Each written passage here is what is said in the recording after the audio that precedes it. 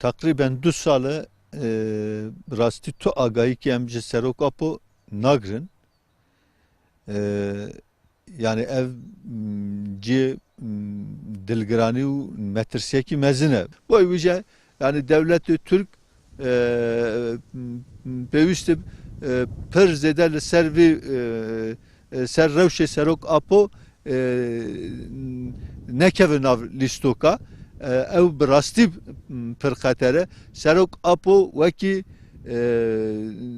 pirekî di navberê gelê Kurd û gelê Türk da ye. Bi rastî bi hebûna xwe, bi fikrê xwe ew yekbûna gelên Rojhilatê navîn bi taybet yekbûna gelê Kurd û Türk ava dike. Pêwîst e hikûmetê Türk, devletê Türk bi vî evê nelîze ev boy pêşerojê Türkan jî boy pêşerojê Kurdan jî ew ê xeteriyê mezin di nav xwe de bihewîne. 2 salayê we agahîtan li birêzin.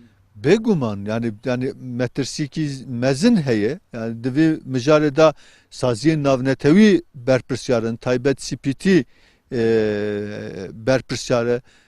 Ev berpirsyartî Avrupa'ya, Amerika'yı çünkü yek ku Serokapo aniya teslîmê Türkiye kirin. Ne Türkiye bu xwe hêza Türkiye ku bikare bi Serokapo destgîr bikin ew hêza Türkiye tune bu. Boy wî jî berpirsyartî li ser wan hêzayê jî